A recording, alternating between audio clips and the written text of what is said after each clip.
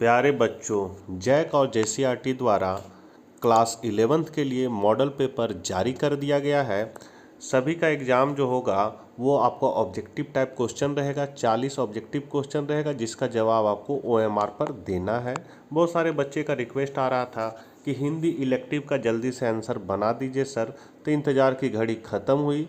Channel पर पहली बार है तो ज़रूर सब्सक्राइब कर ले और हिंदी इलेक्टिव के बच्चों तक यह वीडियो ज़रूर शेयर करें। तो चलिए हम लोग आज कुछ नया सीखते हैं।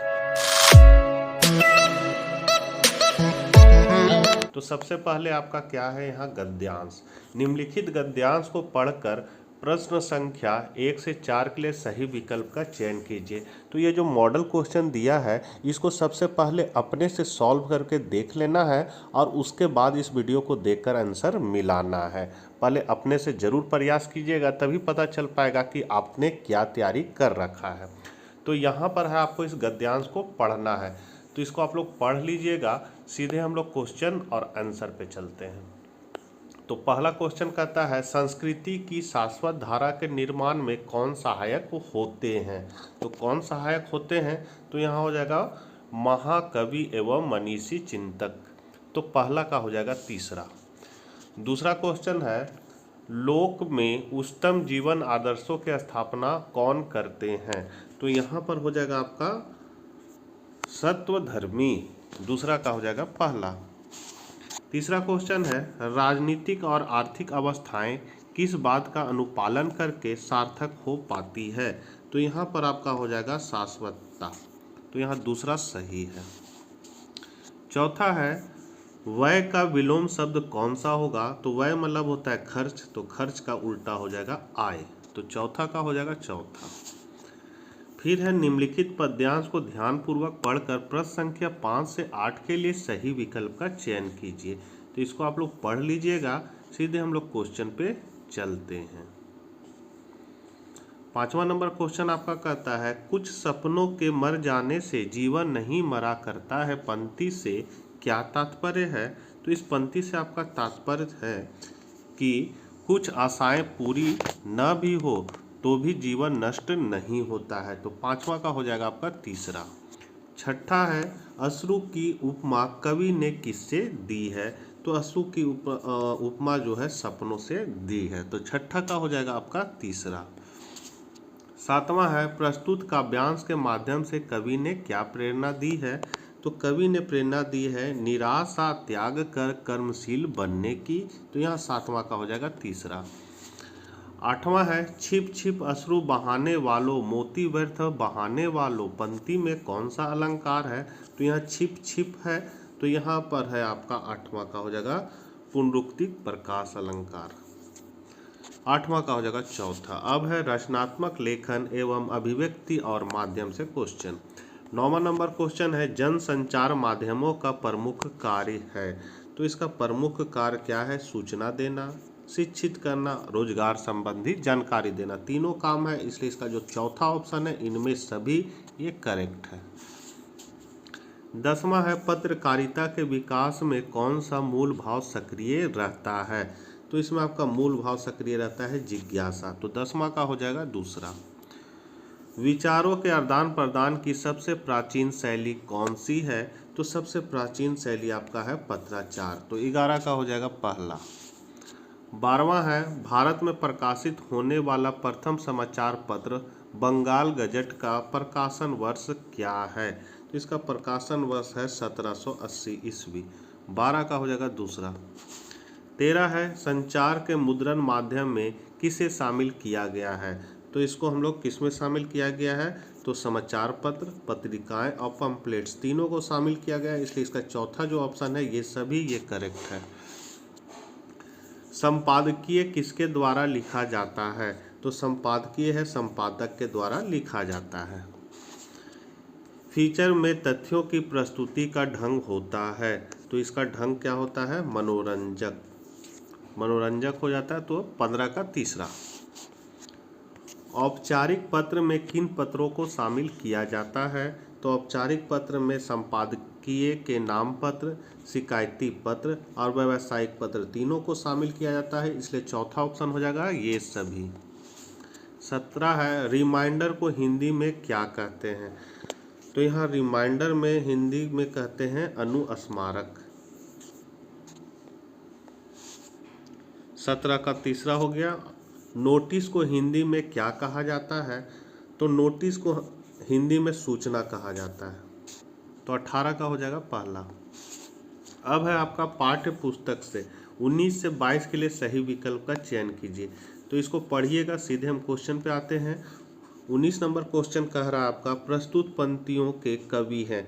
तो प्रस्तुत पंक्ति का जो कवि है वो है आपका सूरदास। तो 19 का हो जाएगा आपका दूसरा सूरदास। 20 नंबर क्वेश्चन है प्रस्तुत काव्यांश की भाषा क्या है? तो इसकी भाषा है ब्रज भाषा। तो 20 का हो जाएगा दूसरा। 21 नंबर क्वेश्चन है किसे एक पांव पर खड़ा करके रखा जाता है? तो गोपाल को एक पांव पर खड़ा करके रखा जाता है। 22 है नंदलाल को कौन नचाता है? तो नंदलाल को मुरली नचाता है। बोरत तो बोरियो पे निचोरत बने नहीं पंक्ति में किस त्योहार का वर्णन है? तो यहाँ पर जो है आपका होली का वर्णन है। 23 का हो जाएगा दूसरा।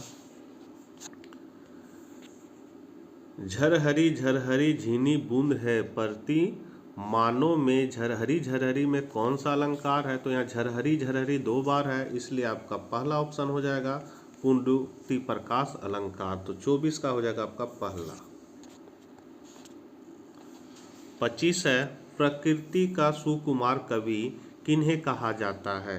तो ये आपका कहा जाता है सुमित्रानंदन पंत को। 25 का हो जाएगा पहला। 26 है संध्या के बाद कविता का मूल स्वर क्या है? तो ये है ग्रामीण जीवन का सामाजिक यथार्थ। 26 का हो जाएगा तीसरा। 27 है बादल को घिरते देखा है कि कवि है? तो बादल को घिरते देखा कवि है आपका नागार्जुन। 27 का हो जाएगा दूसरा। फिर आपका गद्यांश को पढ़ना और 28 से 31 के सही विकल्प का चयन करना है। तो इसको आप लोग पढ़ लीजिएगा, सीधे हम लोग क्वेश्चन पे चलते हैं। प्रस्तुत पंक्तियाँ किस पाठ से ली गई है? तो ये आपका लिया गया है दोपहर का भोजन से। विभाग की कलरकी से किनकी छटनी हुई है? तो ये हुआ है आपका मुंशी चंद्रिका प्रसाद की। तो 29 का हो जाएगा पहला। 30 है आंगन की अलगनी पर कई पैबंद लगी एक गंदी साड़ी टंगी थी, यहाँ किसकी साड़ी की बात कही गई है? तो ये कहा गया है आपका सिद्धेश्वरी की। तो यहाँ 30 का हो जाएगा तीसरा। 31 है प्रस्तुत पंक्तियों के लेखक कौन है? तो इसके लेखक हैं आपका अमरकांत। टॉर्च बेचने वाला वायदे के मुताबिक कितने साल बाद उस जगह पहुंचा जहां उसे दोस्त से मिलना था? तो वो मिला था कब? 5 साल बाद। गूंगे को किसने पाला था? तो गूंगे को जो है वो बुआ और फुआ ने पाला था। ज्योतिबा फूले ने किस संस्था की स्थापना की? तो ये आपका हो जाएगा आर्य समाज। आर्य समाज नहीं, आर्य समाज नहीं होगा, यहाँ हो जाएगा सत्य शोधक समाज की। सत्य शोधक समाज इसका 34 का मतलब तीसरा हो जाएगा सत्य शोधक। आर्य समाज की स्थापना राजा राम मोहन राय ने की थी। नहीं सॉरी, ब्रह्म समाज की स्थापना राजा राम मोहन राय ने की थी। आर्य समाज की स्थापना दयानंद सरस्वती ने की थी। फिर है उसकी माँ किस विधा की रचना है? तो यहाँ हो जाएगा आपका कहानी। भारतेंदु हरिश्चंद्र के अनुसार उन्नति के लिए क्या अनिवार्य है? तो उन्नति के लिए आपका अनिवार्य है जनसंख्या नियंत्रण, परदेशी भाषा, मतांतर, ये तीनों है, इसलिए इसका चौथा ऑप्शन है इनमें से सभी। 36 का हो जाएगा आपका चौथा। अंडे के छिलके किस प्रकार की एकांकी है? तो ये है आपका पारिवारिक एकांकी। तीसरा ऑप्शन सही है। हुसैन की कहानी अपनी जबानी में हुसैन कौन सी बोर्डिंग स्कूल भेजे गए? तो ये भेजे गए थे बदौड़ा बोर्डिंग स्कूल में। आधुनिक भारतीय चित्रकला के प्रमुख स्तंभ मकबूल फिदा हुसैन को 1973 में किस सम्मान से अलंकृत किया गया? तो ये किया गया था पद्म भूषण से। 39 का हो जाएगा आपका तीसरा। और लास्ट क्वेश्चन है, आवारा मसीहा किस विधा की रचना है? तो ये है आपका जीवनी। 40 का हो जाएगा तीसरा। तो बच्चों, ये आपके थे हिंदी इलेक्टिव के मॉडल क्वेश्चन सॉल्यूशन। आशा करते हैं आप बच्चों को ये वीडियो जरूर शेयर कीजिएगा ताकि वे भी इससे लाभान्वित हो सके। तो मिलते हैं नेक्स्ट वीडियो के साथ, तब तक आज्ञा दीजिए। Bye bye.